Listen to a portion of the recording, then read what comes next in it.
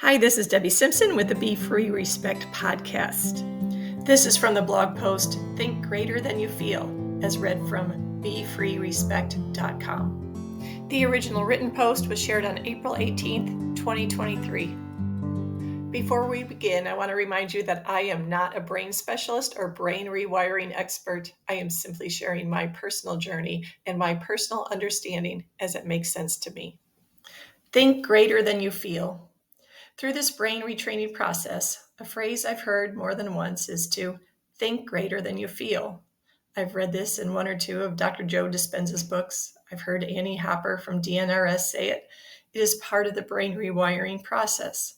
Our brains are plastic. We can make change, but it requires us knowing how. Actually, we make change all the time through living. Brain retraining, however, is about creating intentional change. The program I started with is DNRS. While I have never explored other brain retraining programs, I know there are several out there. A process. What I love about the process of brain retraining is the views and perspectives on health that put me in the driver's seat.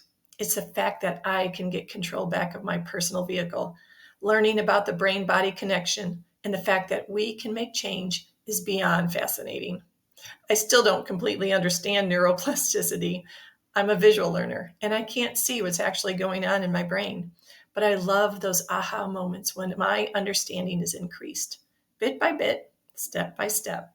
One of the bigger struggles I've had through this journey is the idea of thinking greater than I feel. The reason I'm working on rewiring my brain is to be better than I've been feeling. When I'm in a something state of mind or being, this thinking greater than I feel can be a concept bigger than my brain wants to wrap itself around. Let's face it, when I'm in a funk, my comfort is in wallowing around in that funk. That's my habit. But it's that discomfort that comes with a response that our brain isn't used to, like focusing on gratitude, seeking out silly videos to inspire laughter, or turning up the music and dancing instead of complaining and focusing on the funk, is what leads to those new connections and that positive change. It's not a quick pill, not by any means, but there is power in the small things. One simple practice: remove the but. Recognizing a three-letter word that I've allowed too often has been and continues to be great practice for me. Yes, I'm still a work in progress. Who isn't? Being cognizant of patterns is a huge start for change. Here's one of my efforts: to stop before the but and steep in the good. For example, I had a lovely vacation, but cross out that but, just leave it at I had a lovely vacation. Dinner was delicious, but cross out that but, put a period at the end of dinner was delicious. I feel great, but here again, put that period right after I feel great. Today's practice: think greater than I feel. It's a beautiful day. The sun is shining, the sky is blue, birds are singing, the temperature is perfect. With all those amazing reasons to feel grateful, I've been adding buts into my all day long. I'm babying a pain that started a few days ago, and I've allowed a lack of motivation to keep my walking shoes from finding their way to my feet. But what happens when I remain in the position that is most comfortable for my issue? I allow it to prevent me from thinking greater than I feel. I allow my thoughts to remain on the very thing I want to disappear.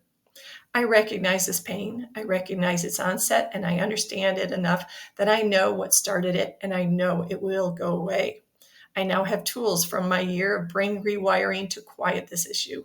That back pain is definitely not as noisy this go around as it's been in the past, and I appreciate this greatly. And yet, I allowed myself today to put my focus on my less than state. So this afternoon, I made a different choice. I put those walking shoes on, I put my earbuds in, and I stepped outside my front door for a 15-minute walk to enjoy the beautiful day I described just a bit ago. And voila, I listened to a podcast episode and enjoyed what this day has to offer. I put my focus on the blue sky, on the budding trees, on the green grass, and on the fact that I can breathe in and out. I am grateful for this day. I chose to think greater than I was feeling, and now I am actually feeling pretty good. Thank you for listening. I hope you enjoyed the reading of this blog post as read from BeFreeRespect.com. Check out the website for other blog posts. And start a joy and gratitude journal. Practice focus on the brighter moments of the day.